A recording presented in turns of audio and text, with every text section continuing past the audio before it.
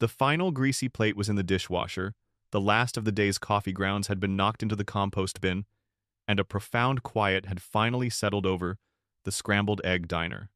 It was the kind of quiet Sarah Miller usually cherished, a silence filled with the phantom echoes of the day's chatter and the lingering smell of bacon and brewing coffee. But tonight, the silence was different. It was taut, stretched thin with anticipation. Huddled in her favorite corner booth, the red vinyl cracked from decades of use, Sarah stared at the screen of her aging laptop. The glow illuminated the exhaustion etched around her eyes. For 3 days, this screen had been her world. The GoFundMe page, titled simply, "Help a Hero Heal," Corporal Jake Evans, stared back at her. The progress bar, a sliver of hopeful green just 72 hours ago, was now a solid, triumphant block. $52,147 raised of $50,000 goal. Her breath caught in her throat. $52,000. From $2 tips left by truckers, $20 donations from local families, and a handful of anonymous, four-figure contributions that had appeared overnight after the local news blog picked up the story. It was a testament to the heart of Oak Creek, a town that often felt like it was running on fumes but always found a little extra for one of its own. With a trembling finger, she navigated to the withdrawal page. The hospital's billing department details were already entered, triple-checked for accuracy. A series of clicks, a password entry, a final, definitive confirmation. Transfer funds. The screen refreshed, displaying a sterile confirmation message. Your transfer of $50,000, 00 to Oak Creek General Hospital, has been initiated. A wave of relief so potent it made her dizzy washed over Sarah. It was done. The surgery could happen. The crushing weight on that young family's shoulders would be lifted, at least for now. She leaned her head back against the cool vinyl, a single tear tracing a path through the faint dusting of flour on her cheek. It was a good feeling, a clean feeling. She hadn't felt anything like it since, well, for a long time. It had all started with the sound of a mother's muffled sob. 3 days ago, during the mid-morning lull, the Evans family had taken up this very booth. Sarah had seen them around town, but didn't know them well. The father, a stoic man with the calloused hands of a mechanic, stared into his cold coffee as if looking for an answer at the bottom of the mug. The mother twisted a paper napkin into a shredded mess, and between them sat Corporal Jake Evans, USMC. He was barely 20, with a face that should have been full of bravado but was instead pale and tight with pain, his leg locked in a complex metal brace that rested on the adjacent seat. Sarah, ever the observer from behind her counter, had picked up snippets of their hushed, frantic conversation. Bureaucratic deadlock. Non-combat designation. TRICARE is reviewing. The surgeon won't operate without the down payment. Each phrase was a sterile, institutional dagger twisting in the heart of a family's desperation. Their story, once she'd gently coaxed it out of them over a slice of apple pie on the house, was an infuriating tale of fine print and red tape. Jake had been severely injured during a rappelling drill at Camp Pendleton. A freak equipment failure, a bad fall. It was an injury sustained in the line of duty, yet it was trapped in a purgatorial classification. Not a combat wound, not a simple workplace accident.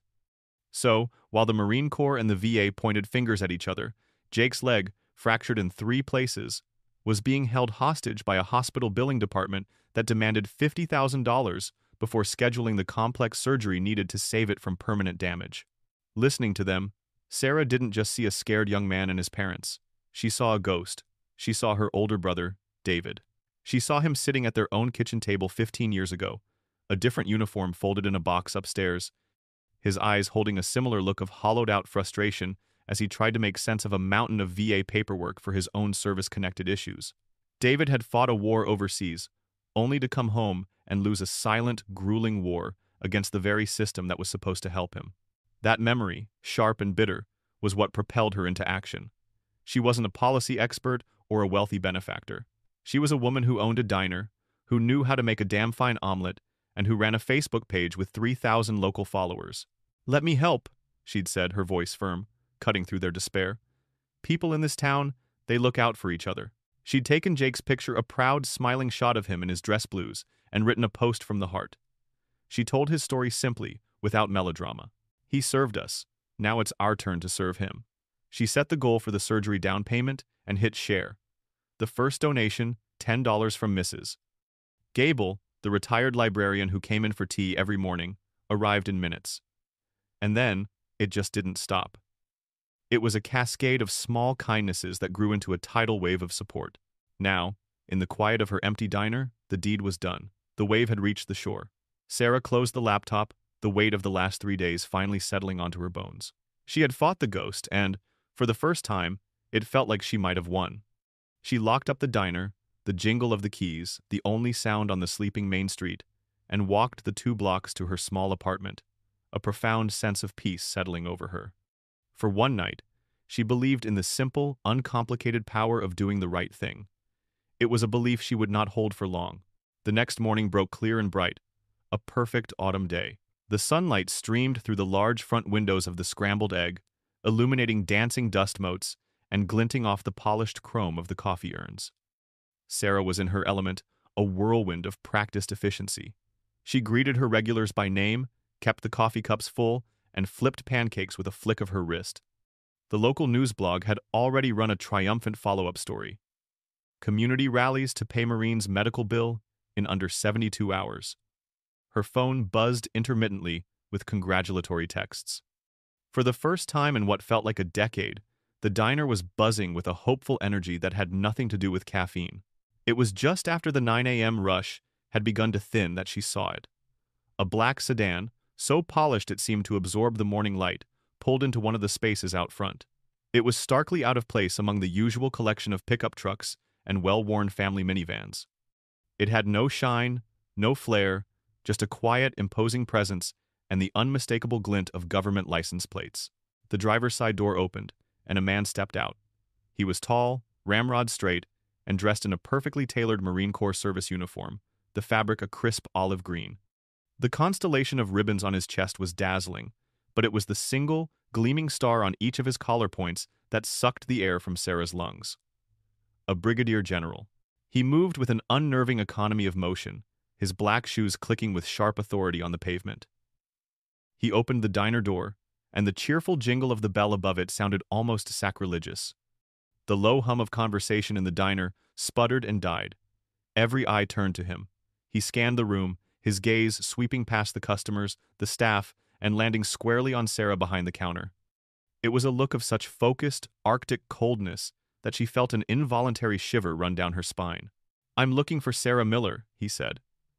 His voice wasn't loud, but it cut through the silence with the precision of a scalpel.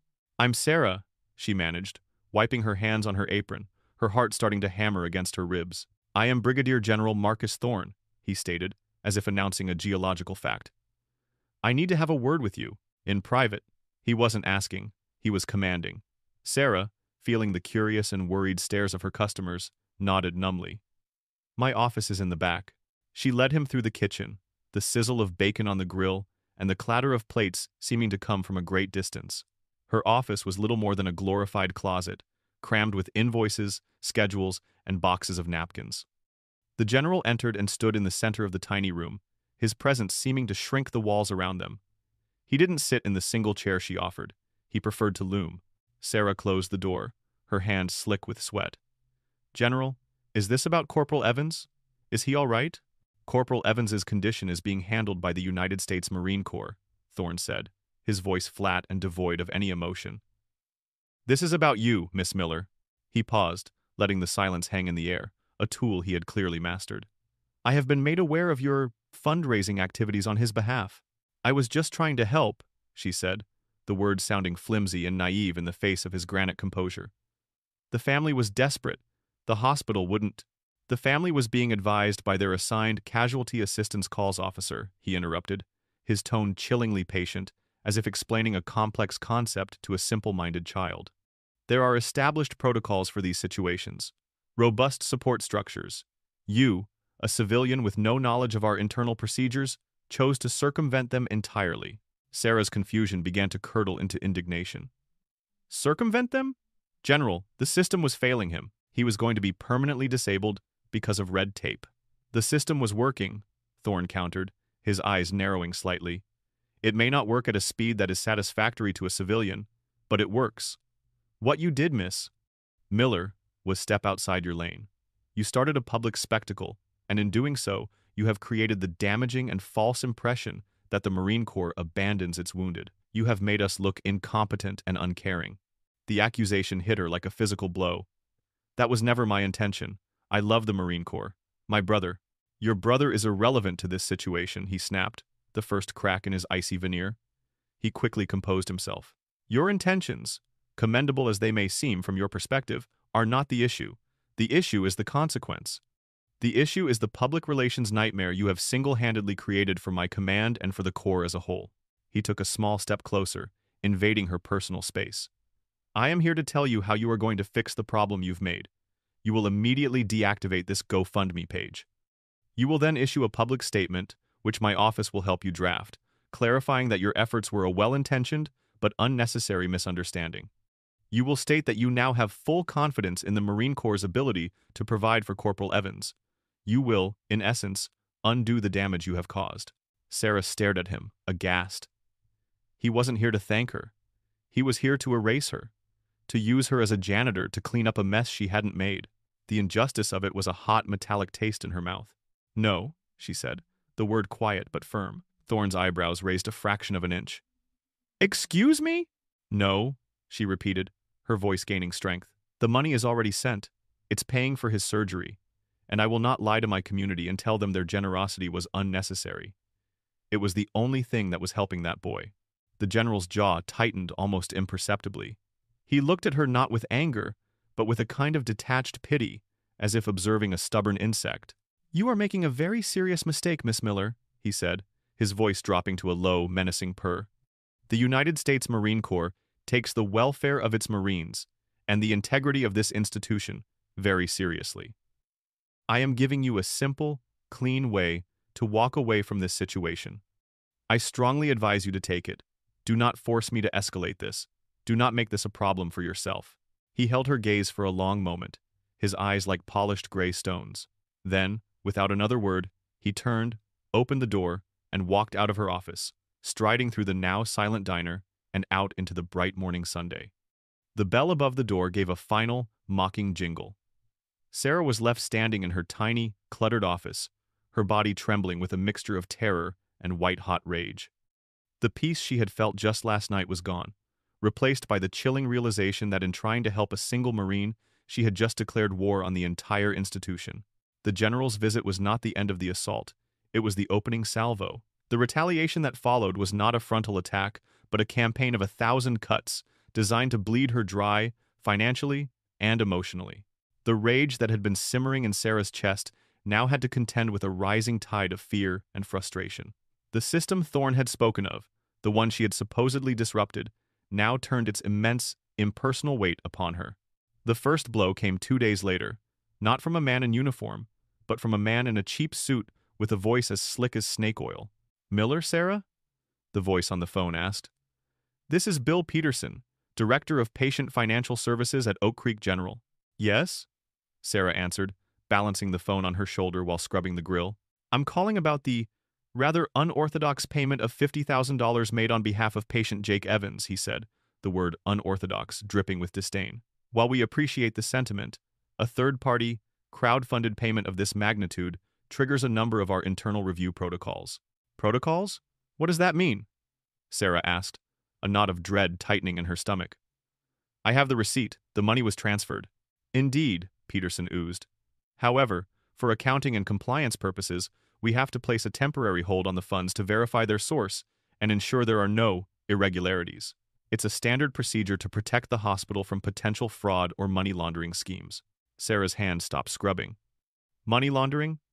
It was a GoFundMe. You can see every single donation. You're putting a hold on the money? But his surgery is scheduled for next week."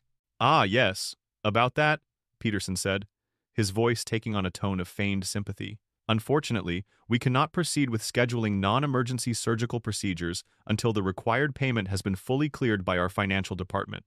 The hold could take anywhere from 7 to 10 business days, possibly longer given the unique circumstances. 7 to 10 business days, possibly longer. It was a bureaucratic death sentence for Jake's timely recovery. She knew, with a certainty that made her sick, that this was no standard procedure. This was General Thorne's hand at work, pulling strings from the shadows.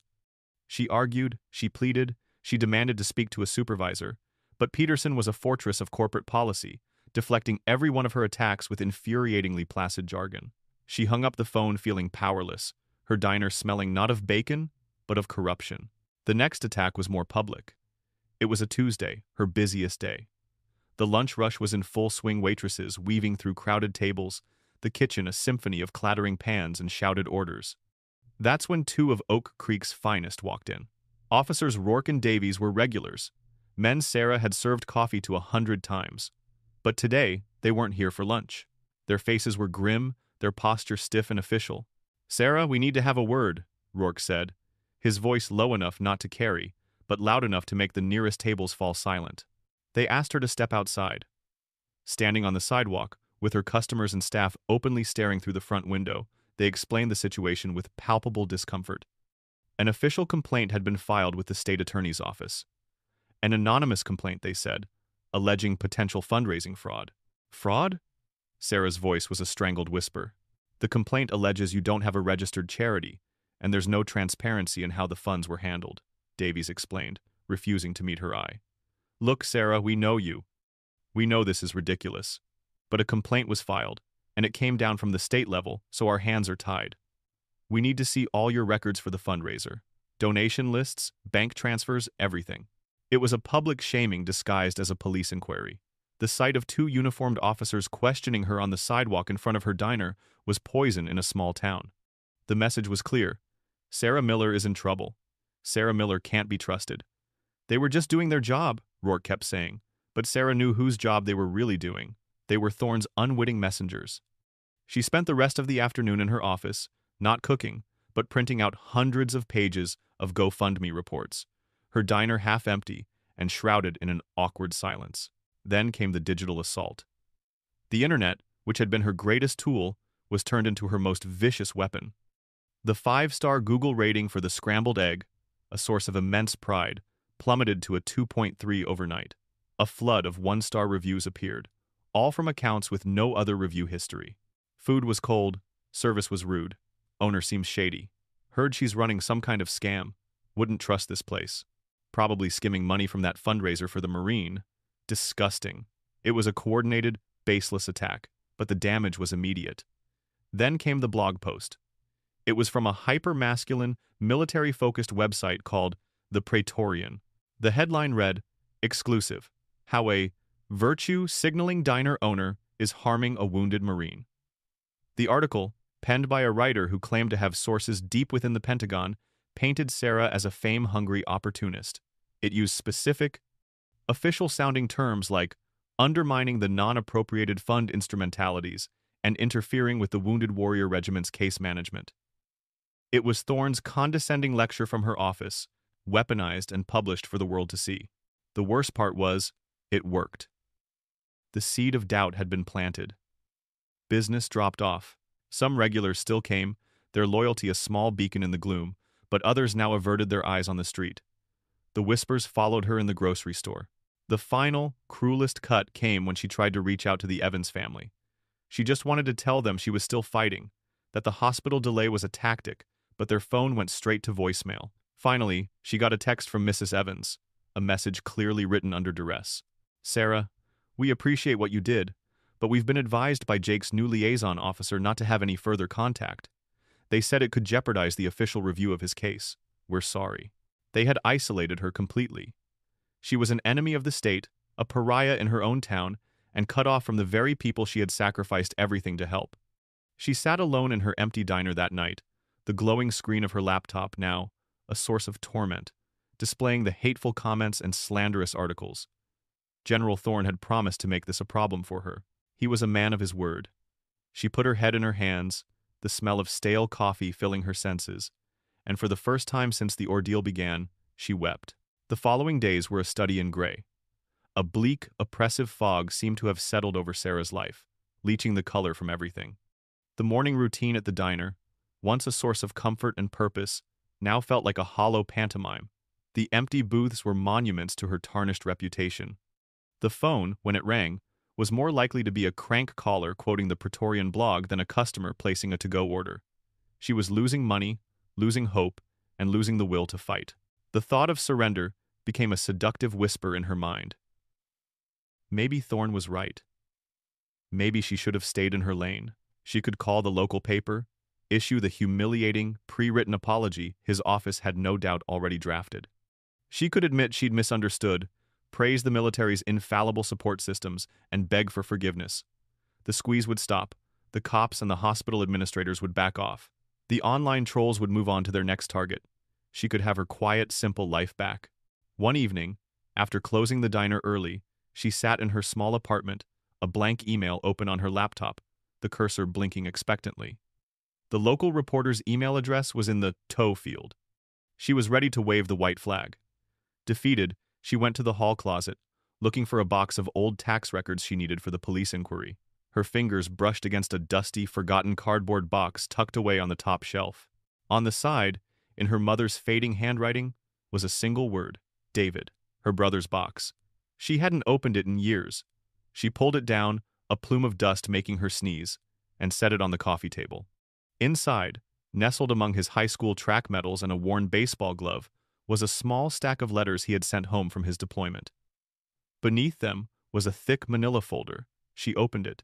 It was his entire history of correspondence with the Department of Veterans Affairs. She spent the next 2 hours on the floor, surrounded by a paper trail of her brother's private war. It was a soul-crushing saga of denied claims, lost paperwork, bureaucratic referrals, and condescending form letters. There were appeals for counseling for his PTSD, marked insufficient evidence of service connection. There were claims for the chronic pain in his back, dismissed as a pre-existing condition. Each page was a testament to a system designed not to help, but to exhaust.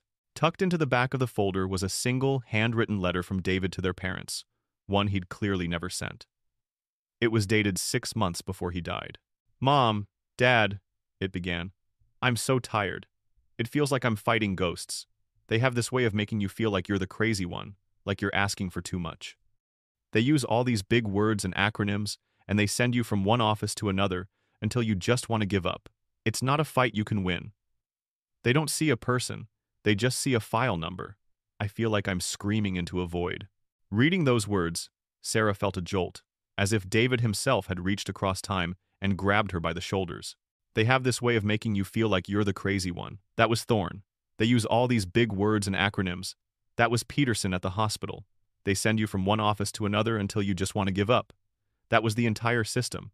She wasn't just fighting for Jake Evans. She was fighting for David.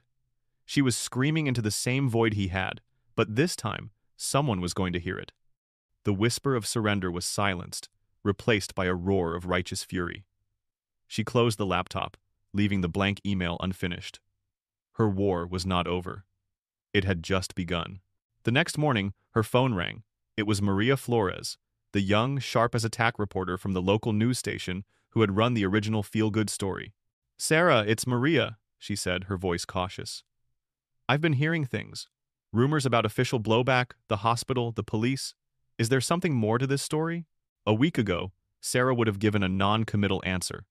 Today, she took a deep breath. "Yes," she said, her voice steady and clear. "There's a much bigger story, and I'm ready to tell it." Maria, sensing the scoop of a lifetime, moved fast. She discovered that General Thorne, as part of a PR tour to reassure the community, was scheduled to give an exclusive interview at their station the very next day. His office had agreed, assuming it would be a softball segment where he could pontificate about military readiness. Maria had other plans. His office insisted on no surprises, Maria told Sarah over the phone. "But they agreed to a brief community reaction follow-up segment." "That's you. Get here tomorrow at 4. And Sarah, bring your brother's story with you." The television studio was cold and unnervingly bright.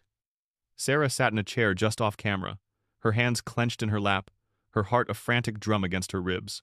On the set, General Thorne sat opposite Maria Flores, looking regal and confident under the hot lights. He was in the middle of a polished, articulate monologue about the Corps' unwavering commitment to its people, using phrases like continuum of care and unparalleled logistical support. Then Maria pivoted. "General, that's a powerful message, but I'd like to bring in a local voice now. Sarah Miller, who you know, is here to share her perspective." The camera swung to Sarah as she took the empty seat beside Maria. Thorne's face, for a split second, registered a flash of pure, unadulterated fury before his mask of cool professionalism snapped back into place. "Miss Miller," he said, his voice dangerously smooth. "An unexpected pleasure." "General," Sarah acknowledged, her voice surprisingly even. Maria led the questioning. "Sarah, there are reports that since your fundraiser, you've faced pressure from multiple institutions. Can you comment?" "I can," Sarah said, looking directly at the camera, speaking to the thousands of people watching at home. She laid it all out: the hospital's sudden review, the police visit, the online smear campaign. Thorne was ready. He smoothly dismissed her claims as the unfortunate misinterpretations of a civilian unfamiliar with complex federal procedures. "Our only concern from the beginning has been for the proper, orderly care of the Marine," he said, the picture of calm reason. Miss Miller's actions, while perhaps well-intentioned, created chaos where there was order. This was her moment. This was for David. She reached into her purse and pulled out a worn, faded photograph. It was of her and David, both teenagers, beaming at the camera on the day he graduated from boot camp. She held it up for the camera to see. "This is my brother, Corporal David Miller," she said, her voice thick with emotion but unbroken. "He served. He fought. And when he came home, he was hurt in ways you couldn't see on an X-ray. He tried to get help from the system you describe as orderly. He was met with lost files, denied claims, and a bureaucracy so cold and vast it crushed his spirit." She lowered the photo and locked eyes with the general. Her voice dropped, not in anger, but in a profound, aching sorrow that was more powerful than any shout. "I didn't pay Jake Evans' bill to get famous or to make a statement. I paid it because I saw a scared kid and his terrified parents, and it was the one decent thing I could do. I saw my own family in them. My only question, General, is this." She leaned forward. "Why is helping one of your own seen as an attack? When did a simple act of kindness become chaos for the United States Marine Corps?" The studio was utterly silent. The question hung in the air, simple, direct, and devastating. It wasn't about policy or protocol, it was about morality. It was a question Thorne had no answer for. He opened his mouth, then closed it.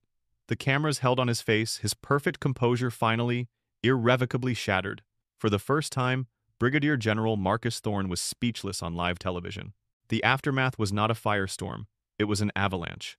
The clip of Sarah's quiet, devastating question went from a local news segment to a national phenomenon in under 12 hours. It was played on every major network, dissected by pundits, and shared millions of times on social media. The hashtag number #StandWithSarah trended #1 worldwide, a geyser of public outrage and support. The raw, unscripted honesty of her confrontation with Thorne had struck a universal chord. She wasn't an activist or a politician. She was an ordinary person who had refused to be intimidated by an extraordinary power. Her story, and David's, became a rallying cry for thousands of other veterans and their families who had been bruised, broken, or ignored by the same monolithic bureaucracy.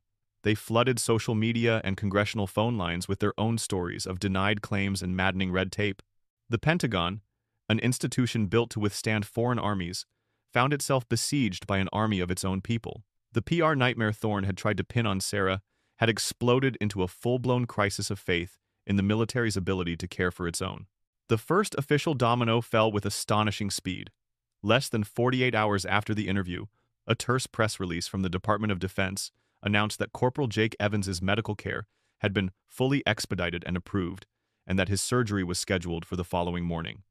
The hospital's smarmy billing director, Mr. Peterson, personally called Sarah to inform her that the internal review was complete, and the funds had been graciously accepted. He sounded terrified. The next domino was General Thorne himself. There was no public firing, no dramatic court-martial. The system protected its own, even in disgrace. Instead, he was quietly and unceremoniously reassigned. The official announcement described it as a lateral transfer to a vital administrative role at the Defense Logistics Agency. Anyone with a passing knowledge of military careers knew it for what it was: a bureaucratic exile. He had been sent to a paper-pushing purgatory, his career effectively over. The most significant change, however, came a week later. A fiery congresswoman from California, the chair of the House Armed Services Committee, announced a full-scale congressional inquiry into the payment and approval delays within the VA and TRICARE systems, specifically citing the deeply troubling case of Corporal Jake Evans and the subsequent treatment of Miss Sarah Miller. For the first time in years, there was a real chance for systemic change, a glimmer of hope that future Davids and Jakes might not have to fight so hard. Amidst the national whirlwind, life in Oak Creek began to stitch itself back together. The one-star reviews for the scrambled egg were buried under an avalanche of five-star ratings from people all over the country. Boxes of coffee beans and restaurant supplies began showing up at her door, sent by supportive strangers. The diner was packed from open to close, filled with regulars who were now fiercely proud and protective of her, and new faces who just wanted to shake her hand. The most important reunion happened on a quiet Thursday afternoon. The Evans family walked into the diner, their faces transformed. The lines of stress and fear were gone, replaced with an overwhelming sense of gratitude. Mrs. Evans hugged Sarah, sobbing into her shoulder. "They did the surgery yesterday," she whispered. "The doctors said it was a complete success. They said he's going to make a full recovery. Thank you, Sarah. You saved our boy." Sarah simply held her, the quiet satisfaction of that moment washing away all the fear and humiliation of the preceding weeks. Months passed. The media storm subsided, and a new, better normal settled in. The diner thrived. With the continuous flood of donations that had come in after the interview, Sarah worked with a local lawyer to establish David's Watch, a small but nimble nonprofit foundation. Its mission was simple: to provide emergency, no-questions-asked grants to local veterans and their families who found themselves trapped in bureaucratic limbo. It was her brother's legacy, forged in fire and frustration. One crisp winter afternoon, the bell above the diner door jingled. Sarah looked up from the counter and saw a young man standing there, leaning on a single cane, but otherwise standing tall and straight. It was Jake Evans. He was in civilian clothes, jeans, and a flannel shirt, and the painful, haunted look in his eyes was gone. He walked over to the counter and slid onto a stool, his movements a little stiff, but full of a reclaimed confidence. For a long moment, he just looked at her, a dozen emotions playing across his face. Sarah broke the silence, a small, genuine smile touching her lips. "Good to see you on your feet, Corporal. It's just Jake now," he said, his voice a little hoarse. He cleared his throat. I wanted to wait until I could walk in here myself." He looked down at the counter, then back up at her, his eyes shining with an emotion too profound for words. "Thank you," he said simply. The two words were packed with everything: the pain, the fear, the fight, the victory. Sarah felt a familiar prickle behind her eyes, but she blinked it back. She grabbed a clean, heavy mug from the stack, turned to the coffee urn, and filled it to the brim. She slid it in front of him, the dark liquid steaming in the cool air. "You're welcome, Jake," she said. "Welcome home."